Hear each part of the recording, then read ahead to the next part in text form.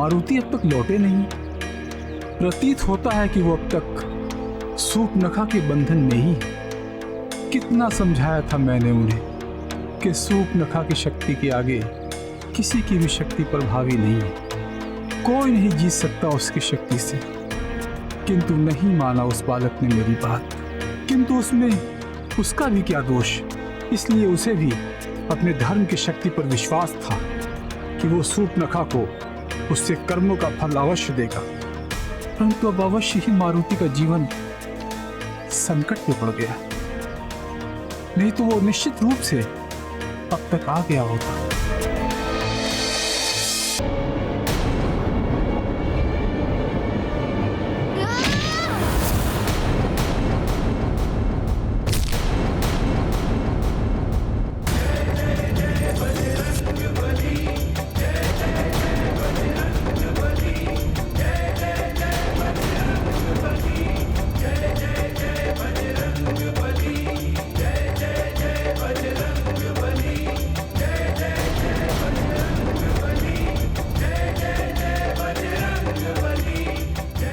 मुझे क्षमा कर दीजिए वानर बालक।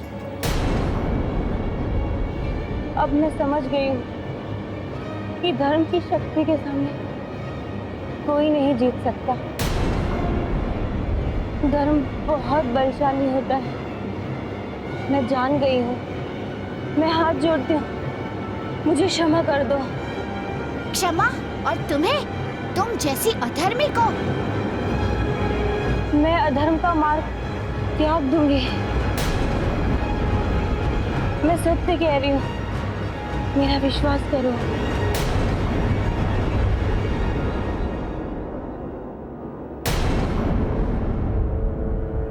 सूर्पनखा, मेरा उद्देश्य तुम्हारा अंत करना तो कभी था भी नहीं।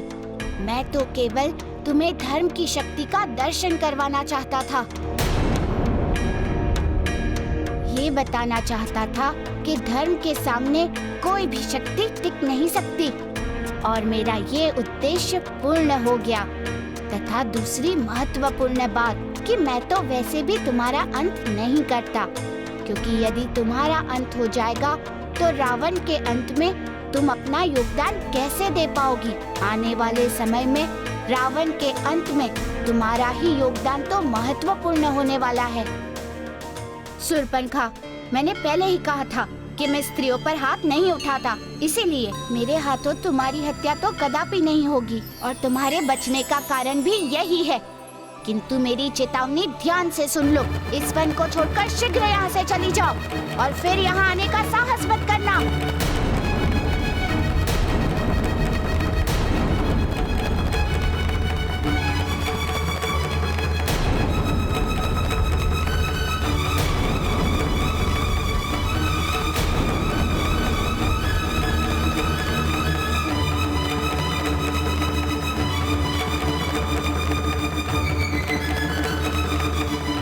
सूर्पनखा, मैं जानता हूँ कि तुम असुर बुद्धि हो और पुनः यही इसी वन में लौट कर आओगी।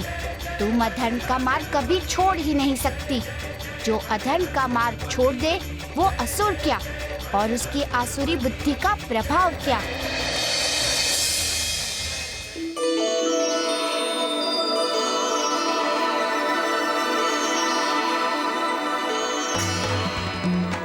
ये क्या? मेरे बंधन तो स्वतः ही खुल गए। लेकिन ऐसा तभी संभव है जब या तो सूर्पनखा पराजित हो जाए या उसकी शक्तियां समाप्त हो जाए। अधर्म और पाप चाहे दिखने में कितने भी बलशाली क्यों ना हो, धर्म का वो कुछ नहीं बिगाड़ सकता। तात्कालीन वो क्षति अवश्य पहुंचा सकता है, किंतु स्थायी तौर पर विजय धर्म और धन के मार्ग पर चलने वाले की ही होती है। मारुति ने सत्य कहा था कि धर्म की शक्ति के सामने अधर्म की शक्ति कभी टिक नहीं सकती। मारुति की धर्म की शक्ति ने सूर्पनखा के अधर्म की शक्ति को पराजित कर दिया। लेकिन वो है कहाँ? अभी तक आया क्यों नहीं? ऋषिवर,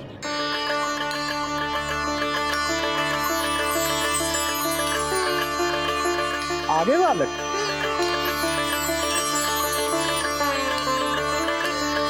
सब कुशल मंगल है? हाँ ऋषिवर, धर्म सदैव ही कुशल रहता है ऋषिवर। थोड़े समय के लिए ग्रहण योग में तो अवश्य आ जाता है, किंतु अंतिम पराजय अधर्म की ही होती है, जिसका प्रमाण आपके सामने है। इसका प्रमाण सिर्फ मेरे सामने ही नहीं, तुमने संपूर्ण संसार के सामने ये उदाहरण प्रस्तुत किया है। यदि धर्म के प्रति तुम्हारे समान विश्वास सारे संसार को हो जाए, तो सारे संसार में अधर्म का नाश हो जाए, उसका अंत हो जाए, और चारों ओर धर्म ध्वज ही लहराएगा।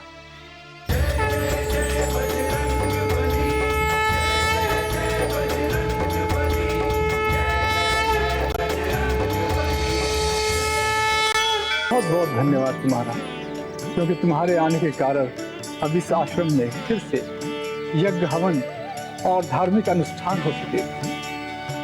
ऋषिवर, मैंने तो केवल अपने धर्म का पालन किया है, तथा अब आप अपने धर्म कार्य में ध्यान लगाएं तथा मुझे आज्ञा दें।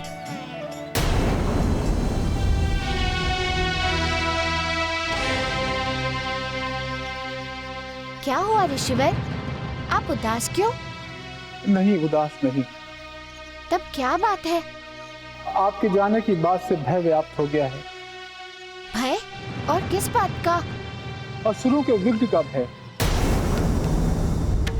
तुम्हारे जाने के बाद वो फिर आएंगे और हमारे यज्ञ हवन में विघ्न डालेंगे और हमारी साधना को बाधित करेंगे।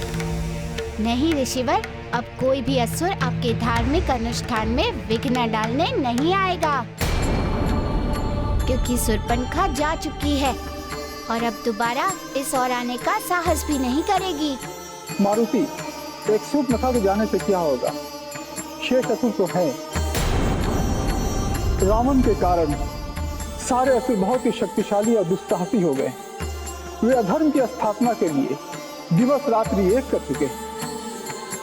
कोई कितना भी दिवस रात्रि एक क्यों ना कर ले ऋषिवर, अधर्म की स्थापना ना कभी हुई है और ना कभी होगी। धर्म अमर है और अमर ही रहेगा।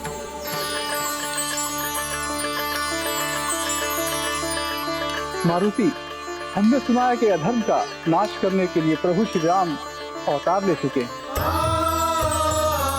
कहाँ है प्रभु श्री राम? कब आएंगे प्रभु श्री राम? कब अधर्म का नाश करेंगे? कब हम ऋषियों को उन असुरों से मुक्ति दिलाएंगे? ऋषिवर, चिंता ना करे, वो घड़ी शीघ्र आने वाली है जब प्रभु श्री राम रावण समेत सारे दुश्मनों का अंत करेंगे। असुरों का अंत निश्चय होगा। हम प्रार्थना करेंगे कि वो घड़ी शीघ्र अति शीघ्र आए। प्रतीक्षा का फल सदा मधुर ही होता है। अच्छा, तो अब मुझे आज्ञा दीजिए।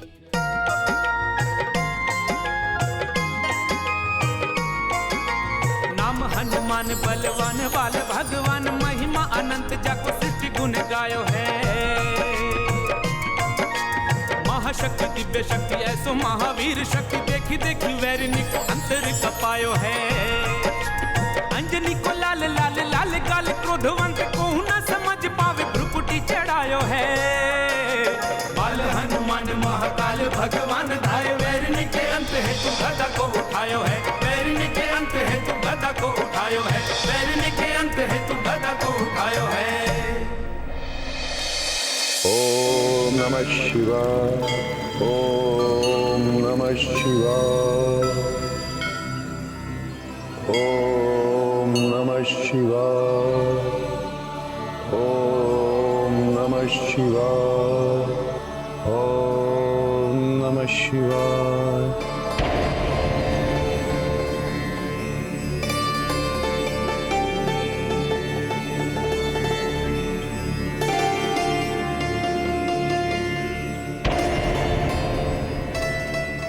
महाबली काका, आप यहाँ? महाराज, मैं आपसे मिलने आपके कक्ष में गया था, तो पता चला आप यहाँ शिवलिंग की पूजा कर रहे हैं, तो बस मैं यहाँ चला आया। महाबली काका, मुझ में अंजना जितनी भक्ति का है जो पूजा कर सके। वो तो मैं शिवलिंग पर दूध चढ़ाकर अंजना की उपस्थिति का बोध कर रहा था। वो तो मैं शिवलिंग पर दूध चढ़ाकर अंजना की उपस्थिति का बोध कर रहा था। वो प्रतिदिन शिवलिंग पर दूध चढ़ाया करती थी, इसलिए मैं भी। वास्तव में मैं अपने आप को बहुत अकेला अनुभव कर रहा था, सो यहां चला।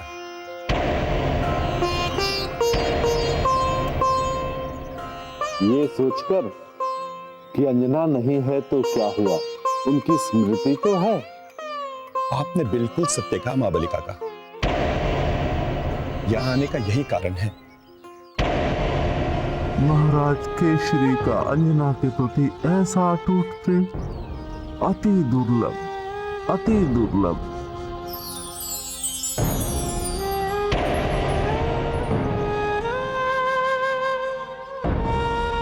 क्या बात है महाबली काका, क्या सोच रहे हैं आप?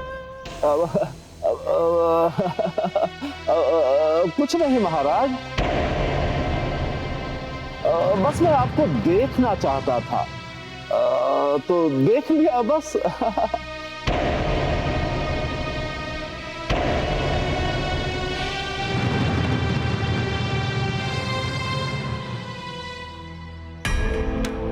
पिछले कई दिनों से मैं अनुभव कर रहा हूं कि जामन जी मुझसे कुछ कहना चाह रहे हैं, पर कहते कहते रुके जा रहे हैं। अभी भी कुछ कहने की मंशा से आए थे, पर चले गए। आज मैं पता करके ही रहूंगा जामन जी।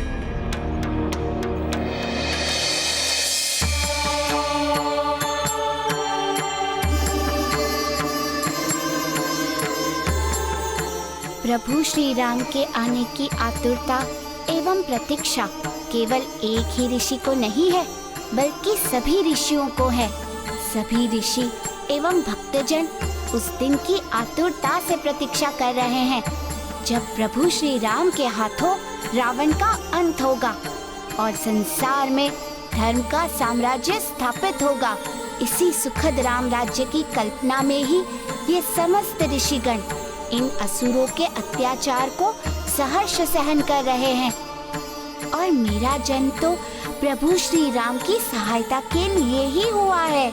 धर्म का साम्राज्य स्थापित करने में मुझे उनकी सेवा करनी है, तथा मुझे उस मार्ग का निर्माण करना है जिससे होकर प्रभु श्री राम लंका तक की यात्रा करेंगे तथा रावण का अंत करेंगे। और इसके लिए मुझे उस मार्ग में ऐसे लोगों तथा वस्तुओं को स्थापित करना होगा जो समय आने पर हमारे प्रभु सहायता कर सके। किंतु मुझे तो अपने प्रभु की सेवा में प्रभु की लंका यात्रा के प्रारंभ से ही रहना होगा, और प्रभु की यात्रा तो पवित्र सरयू नदी के तट से प्रारंभ होगी। इसलिए मुझे सबसे पहले वहां जाना होगा।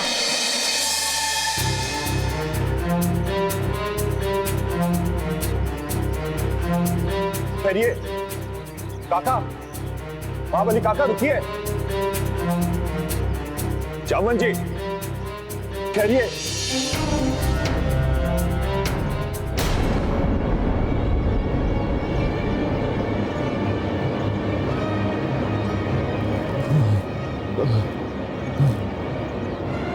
प्रतीत होता है महाराज केसरी चले गए, प्राण बचे,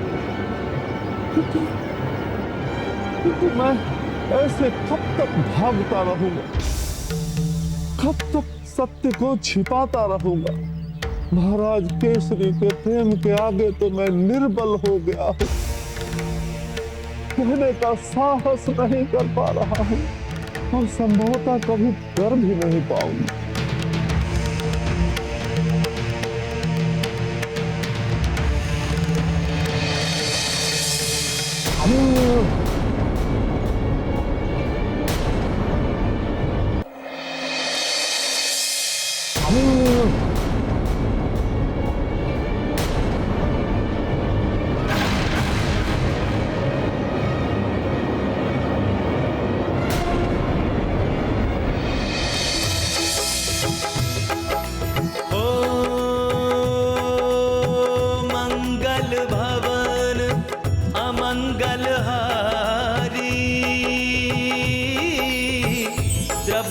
सो दशरथ अजीर बिहारी। राम सिया राम जय जय राम। राम सिया राम जय जय राम। राम राम सिया राम जय जय राम। राम राम सिया राम जय जय